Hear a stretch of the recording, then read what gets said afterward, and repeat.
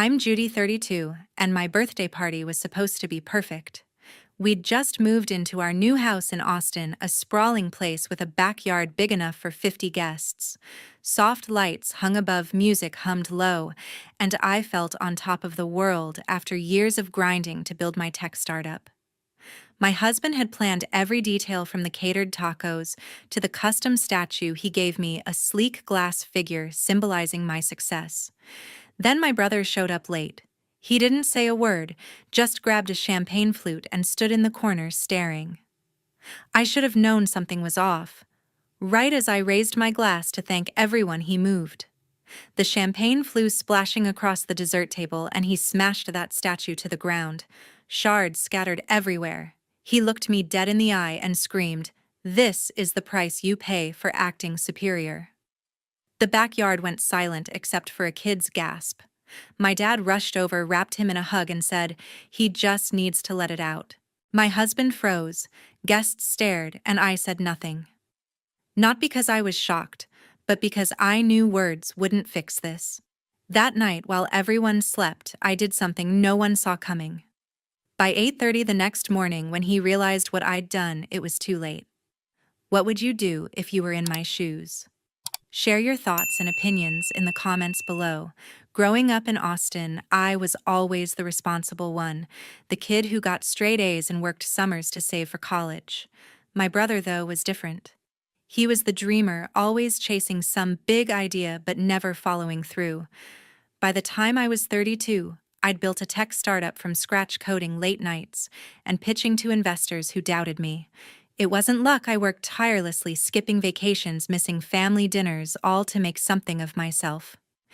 Meanwhile, my brother drifted, hopping from one music gig to another, never holding a steady job. 3 years ago, he started asking for money. It began small, $100 here, 200 there. He'd call, voice full of charm, saying he needed studio time or new guitar strings. I gave in, thinking I was helping him chase his dreams. By last count, I'd lent him $15,000, money I'd scraped together from my own savings. He promised to pay me back once his music took off, but his promises were as empty as his bank account. He'd spend it on flashy clothes, late-night parties, or gear he never used. I'd see his Instagram posts, him posing with drinks at bars, not a care in the world, while I was drowning in spreadsheets to keep my company afloat. My husband saw it first. He'd sit me down and say, "You're not his bank." He was right, but I felt guilty.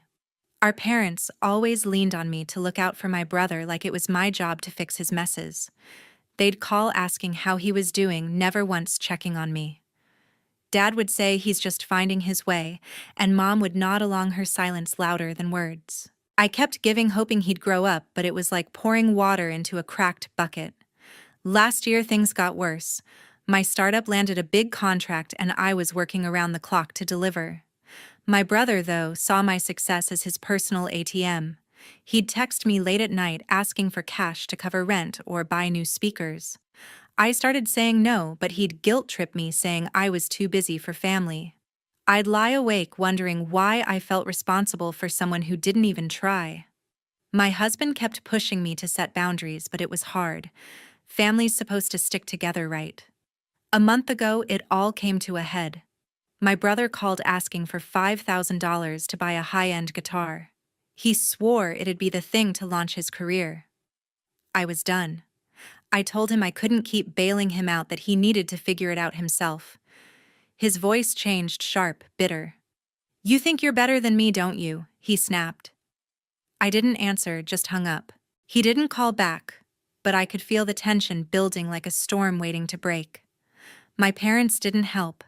Dad sent a text saying I should be patient with my brother. Mom called, her voice soft but pointed, asking why I was being so hard on him. I didn't argue, I just said I was busy. Looking back, I should have seen the signs. My brother had always been jealous ever since we were kids.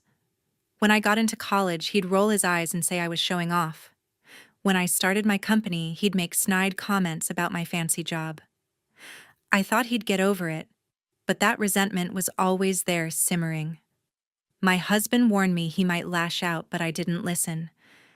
I kept thinking family meant giving endlessly no matter the cost. I was wrong. The weeks before my birthday were quiet, too quiet. My brother stopped texting, stopped asking for money. I thought maybe he was finally taking responsibility. I let my guard down, planning the party with my husband, excited to celebrate in our new home. I didn't know he was waiting for the perfect moment to make me pay for saying no. That's when everything changed. The night of my birthday felt like it could have been perfect. My husband had spent weeks planning turning our Austin backyard into a warm, inviting space. Guests mingled, sipping drinks and laughing over plates of barbecue. I was in the middle of a conversation with a colleague when I noticed my brother across the yard. He'd shown up late as usual, wearing a faded band tee and jeans that looked like they hadn't been washed in weeks. He wasn't mingling, just leaning against a tree, his eyes darting around like he was sizing up the crowd. I tried to ignore the uneasy feeling in my gut. I'd hoped he'd at least act normal for one night. As the evening went on, he got weirder. He grabbed a soda from the cooler, popped it open, and chugged it in one go, slamming the can down hard enough to make heads turn. I caught my husband's eye, and he gave me a look that said, "What's his deal?" I shrugged, not wanting to make a scene. Then, during a lull in the music, my brother walked toward the gift table where a glass statue sat, a delicate piece my husband had picked to mark my startup's success.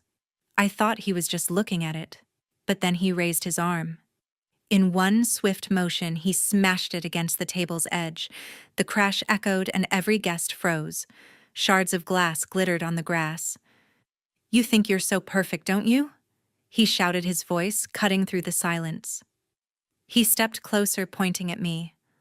"Always acting like you're above everyone with your fancy house and your big shot company." My stomach twisted, not from shock, but from the weight of his words. He wasn't just angry, he was unraveling years of resentment in front of everyone. My husband moved fast, stepping between us. "Hey, calm down," he said, his voice steady but firm. He put a hand on my brother's shoulder, trying to guide him away. My brother shoved him off hard enough that a few guests gasped. "Don't touch me," he snapped. I could see my husband's jaw tighten, but he didn't push back. He glanced at me silently, asking what I wanted to do. I shook my head slightly, signaling to let it go for now. Then my dad stepped in. He walked over, calm as ever, and put his arms around my brother. "He's just upset," Dad said to the crowd, like it was no big deal. "He's been under a lot of pressure." My mom nodded from a few feet away, her face soft with concern for him, not me. I felt a sting in my chest watching them coddle him while I stood there surrounded by broken glass and stunned guests. Not one of them asked if I was okay. I could have screamed, could have called him out right there. But I didn't. I took a deep breath, forced a smile, and turned to the crowd. "Sorry about that," I said, my voice steadier than I felt. "Let's keep the party going." I nodded to my husband, who signaled the DJ to start the music again. People hesitated, but slowly conversations picked back up. I moved through the crowd, thanking guests, acting like nothing had happened. Inside, though, I was seething. My brother hadn't just ruined a moment, he'd humiliated me in my own home, and my parents had let him. As I poured myself a drink, I caught my brother's eye. He was sitting with Dad now, smirking like he'd won something. I didn't say a word, but I knew one thing for sure: this wasn't over. I wasn't going to let him walk away from this without consequences. After everyone left, I couldn't sleep. I sat at the kitchen table in our Austin home, the house still smelling faintly of barbecue from the party. My husband was cleaning up stacking plates in the sink, but he stopped when he saw my face. "You okay?" he asked, his voice low. I didn't answer right away. I was done being the one who always let things slide. I opened my laptop and pulled up my bank account. For years, I'd been funneling money to my brother's so-called music career. $12,000 in the last year alone, wired to an account I'd set up for his studio fees and equipment. He hadn't recorded a single track that I knew of. I stared at the screen, my finger hovering over the transfer button. My husband sat beside me, not saying a word, but his presence steadied me. With a few clicks, I moved every cent of that 12 grand back to my savings. It felt like cutting a cord I'd been dragging for too long. Then I opened my email. Months ago, I'd connected my brother with a local record label, a small but respected outfit in Austin's music scene. I'd vouched for him, used my startup's reputation to get him a meeting. They'd offered him a contract to produce a demo, a chance most musicians would kill for. I drafted an email to the label's manager, someone I'd met at a networking event. "I'm sorry," I wrote, "but I can no longer recommend my brother for this project. He's not ready." I hit send, my heart pounding but resolute. That contract was his lifeline, and I'd just pulled the plug. I closed my laptop and leaned back, the kitchen clock ticking past midnight. My husband reached for my hand. "You sure about this?" he asked. I nodded. "He crossed a line tonight," I said. "I'm done carrying him." We didn't talk much after that. We went to bed, but I lay awake wondering how my brother would react when he found out. I didn't have to wait long. By 8:30 the next morning, my phone buzzed with a string of texts. They were from him, each one angrier than the last. "You screwed me over," the first one read. "The label just emailed me. They're pulling the contract because of you. Fix this now." Another, "You can't do this to me. I need that money." I scrolled through the messages, his words sharp and desperate. He didn't mention the party, didn't apologize for humiliating me in front of everyone. It was all about him, like always. I set the phone down without replying. My husband was already up making coffee. He glanced at my screen and raised an eyebrow. "He's freaking out, isn't he?" he said. I nodded, sipping my coffee, the bitterness matching my mood. "Let him," I said. I wasn't going to engage, not this time. I'd spent years responding to his demands, his tantrums, his guilt trips. But that night, something had shifted. I wasn't just angry, I was free. I went about my day, heading to my startup's office downtown. The team was prepping for a big client pitch, and I threw myself into work, reviewing slides and tweaking code. My phone buzzed again, around noon, another text from my brother. "You're gonna regret this," it read. I didn't flinch. I'd made my choice, and I wasn't backing down. I locked my phone and focused on the meeting, pushing his words out of my mind. The days after my decision felt heavier than I expected. I was in my office reviewing code for a client deadline when my phone rang. It was my dad. I hesitated but picked up, bracing myself. "You need to help your brother," he said, his voice calm but firm, like he was stating a fact. "He's in a tough spot, and you pulling that money hurt him bad." I gripped the phone, my knuckles tight.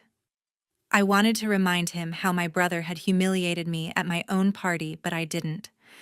"He's got to figure it out himself," I said, keeping my tone even. Dad sighed long and heavy. "Family doesn't give up on each other," he said, before hanging up. I stared at the screen, his words echoing like a lecture I'd heard too many times. Later that afternoon, my mom texted, "We're family. We stick together. Please think about your brother." It was short, but the guilt trip was clear. I didn't reply. I'd spent years trying to please them, always being the one to fix things, but this time I wasn't budging. My husband noticed my mood when I got home. "They're at it again, aren't they?" he said, pouring me a glass of wine. I nodded, handing him my phone to read Mom's message. He shook his head. "They're enabling him," he said. "You did the right thing." His words grounded me, but I still felt the weight of their expectations. 2 days later, things escalated. I was at my startup's office downtown meeting with my team when my assistant buzzed me. "There's someone here to see you," she said, her voice uneasy. I walked to the lobby, and there was my brother pacing like a caged animal. His hair was a mess and his eyes were wild. "We need to talk," he said, stepping toward me. I didn't move. "Not here," I said, my voice cold. He raised his voice, drawing stares from employees. "You owe me. You can't just ruin my life and walk away." Before I could respond, my husband appeared. He'd been in a nearby meeting and had stopped by. He stepped in front of me, calm but firm. "You need to leave," he told my brother. When my brother didn't budge, my husband nodded to the security guard by the door. The guard approached hand on his radio, and my brother backed off, muttering under his breath as he stormed out. I went back to my office, my heart racing but my resolve stronger. My husband stayed checking in with me. "He's not going to stop," he said, his voice low. I nodded, knowing he was right. My brother had always pushed until he got what he wanted, and my parents' support only made him bolder. I tried to focus on work, but my mind kept drifting to what he might do next. That evening, I got a call from my friend Dale, a colleague at my startup who'd been at the party. "You need to see this," he said, his tone urgent. He sent me a link to a TikTok video. I opened it, and there was my brother sitting in his car ranting to the camera. "My sister thinks she's better than everyone," he said, his voice dripping with venom. "She cut me off, ruined my music career, all because she's jealous of me." He went on, painting himself as the victim, claiming I'd betrayed our family. The video had thousands of views, with comments piling up, some calling me heartless. My stomach churned, not because of the lies, but because he'd taken it public. Dale stayed on the line. "He's been posting stuff like this all day," he said. "I thought you should know." I thanked Dale and hung up, my hands shaking. My husband sat beside me as I showed him the video. "He's trying to turn this into a circus," he said, his jaw tight. I nodded, feeling a mix of anger and exhaustion. My parents' calls and texts, my brother's stunt at my office, and now this video, it was all a coordinated effort to pressure me. But I wasn't going to cave. The drama didn't end with my brother's office stunt. I was in a meeting at my startup going over financials when one of my employees, a young coder named Sarah, approached me during a break. "Have you seen what's trending on TikTok?" she asked, her voice hesitant. I shook my head, confused. She pulled out her phone and showed me a video my brother had posted. He was standing outside a music studio holding a guitar, speaking directly to the camera. "My sister's trying to tear me down," he said, his tone a mix of defiance and charm. "She's got her fancy life, but I'm not giving up. I'm raising money for my next album support. An artist who won't quit." The video ended with a link to a crowdfunding page tagged with phrases like "family drama" and "rise above." It had 20,000 views, and comments poured in. "You're so strong, and don't let her win." I stared at the screen, my mind sharp and clear. He wasn't just playing the victim anymore. He was turning our fight into a brand. I went back to my office, the video looping in my head. My brother wasn't just attacking me.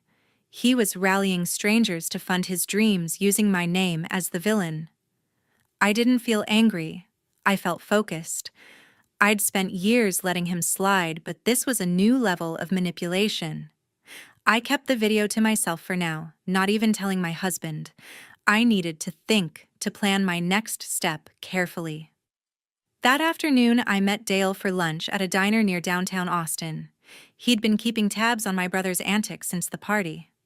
Over burgers, he leaned in, his voice low.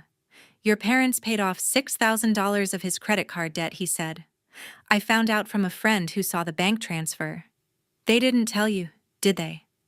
I set my fork down, the news hitting like a punch. $6,000. My parents had always bailed him out, but doing it behind my back felt like a deeper betrayal. "No," I said, my voice steady. "They didn't." Dale frowned. "They think he's the one who needs protecting," he said. I nodded, the pieces clicking into place. My parents saw me as the strong one, the one who didn't need help, so they kept pouring their support into him. When I got home, my husband was in the kitchen chopping vegetables for dinner. I told him about the debt, and his knife paused mid-cut. "They're enabling him again," he said, his voice tight with frustration. "They're never going to stop." I agreed, but I didn't want to dwell on it. I was done letting their choices control me. Instead, I focused on work, pushing my team to nail our next client pitch. But my brother's latest move kept nagging at me. He wasn't slowing down. He was doubling down.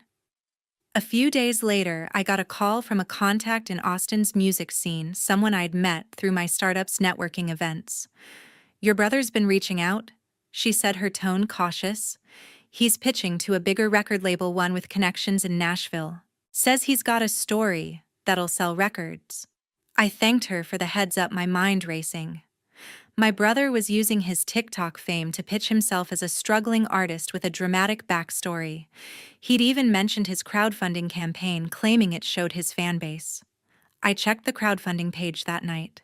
It had raised a few $100s, not much, but enough to fuel his ego. My husband looked over my shoulder as I scrolled. "He's turning this into a circus," he said, shaking his head. I nodded, but I wasn't rattled. I was calculating. The real showdown was coming. It was a Sunday afternoon, and I was sorting through paperwork in the living room when the doorbell rang. My husband glanced at me, his brow furrowed. I opened the door to find my mom and dad standing there, their faces tight with purpose. "We need to talk," Dad said, stepping inside without waiting for an invitation. Mom followed, clutching her purse like a shield. I gestured to the couch, my stomach nodding, but I kept my expression neutral.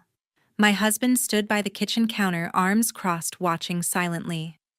Dad didn't waste time. "You've gone too far," he said, his voice low but sharp. "Your brother's struggling, and you're making it worse. You need to forgive him. Help him get back on his feet." Mom nodded, her eyes soft but insistent. "He's your family," she said. "You can't just turn your back on him."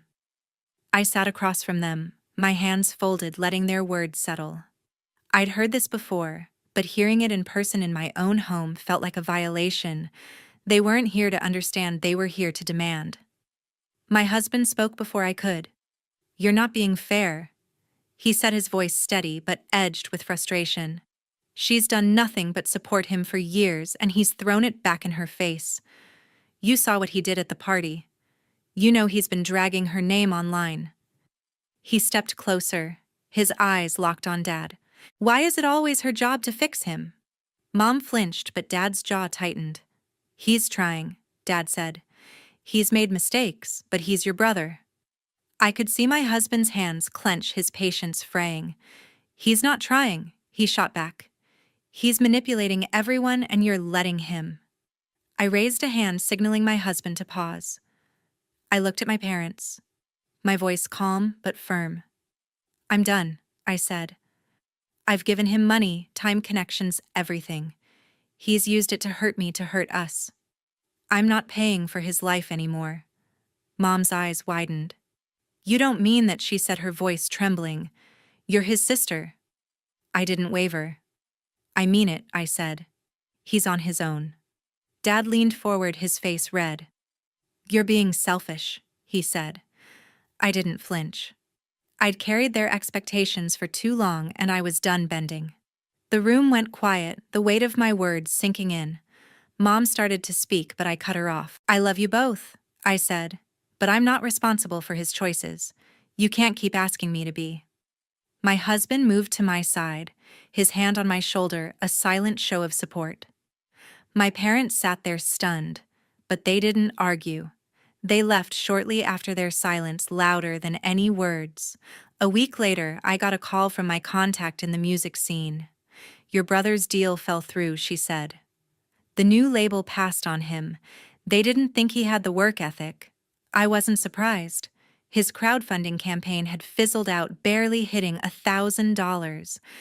I heard through Dale that my brother had taken a part-time job at a local coffee shop, bussing tables to make ends meet. I didn't feel triumph, just a strange sense of finality. He'd built his whole image on blaming me, but it hadn't gotten him anywhere. I sat with my husband that night, the house quiet around us. "You did what you had to," he said, his voice soft. I nodded, staring at the ceiling. I'd spent years trying to hold my family together, but I'd finally chosen myself. It didn't feel good, but it felt right. Life took a quieter turn. My husband and I stood in our nearly empty Austin home, surrounded by packed boxes, ready to move to a smaller house in the suburbs. The decision to leave our old place wasn't just about space, it was about starting fresh, away from the chaos that had defined the past few months. I walked through the rooms one last time, the walls bear the echoes of that disastrous party long gone. My husband squeezed my hand as we locked the door behind us. "This is the right move," he said, his voice steady. I nodded, feeling a weight lift even if just a little. We'd made another choice too, one that was harder but necessary. I stopped answering calls from my parents and blocked my brother's number. Their messages, once a constant buzz on my phone, had dwindled after our last confrontation. I didn't hate them, but I couldn't keep carrying their expectations. My husband supported me setting up call filters on our new landline to keep things peaceful. We didn't tell anyone our new address, not even Dale, though I trusted him. It wasn't about secrecy, it was about protecting our space, our sanity. I heard through a mutual acquaintance that my brother was still working at the coffee shop, wiping down tables and steaming milk for lattes. His music dreams hadn't panned out, and his crowdfunding page had stalled, forgotten by the internet. I didn't feel satisfaction or pity, just distance. He'd built his life on blaming others, and I wasn't going to be part of that cycle anymore. My parents hadn't reached out since they'd left our house, and I didn't expect them to. They'd chosen their side, and I'd chosen mine. As we settled into our new home, a cozy place with a backyard and cedar trees, I started to see things differently. I'd always thought family meant giving everything no matter the cost. Growing up, I'd been taught to put them first, to fix their problems, to keep the peace. But that belief had trapped me, draining my energy, my money, my peace. Standing up to my brother then, my parents showed me that family isn't an obligation without limits. It's a choice, one that should respect everyone involved. I'd spent years feeling guilty for wanting my own life, but now I saw it clearly. Setting boundaries wasn't selfish, it was survival. One evening, my husband and I sat on our new porch, sipping iced tea and watching the sunset. The air smelled of fresh grass, a far cry from the city noise we'd left behind. "We should take a trip," he said, his eyes bright with an idea. "Somewhere warm, just us." I smiled, the first real smile in weeks. "Hawaii," I said, picturing beaches and clear skies. We spent the night planning, pulling up photos of Maui, booking flights, and choosing a small resort by the ocean. It felt like a promise to ourselves, to the life we wanted. We laughed as we debated snorkeling versus hiking, the kind of lighthearted talk we hadn't had in months. The next morning, I woke up early, the house quiet except for the hum of the coffee maker. I stood in the kitchen looking out at the backyard and felt something new, calm. My startup was thriving, our new home was ours, and my husband and I were building something real. I didn't need my family's approval to feel whole. I'd learned that protecting my peace meant saying no even to the people I'd once thought I owed everything. My brother's choices were his own, and my parents' loyalty to him wasn't my burden to carry. I wasn't sure what the future held for us, but I knew one thing: I'd never again let someone else's chaos define my life. Setting boundaries had given me back my freedom, and I was ready to live it.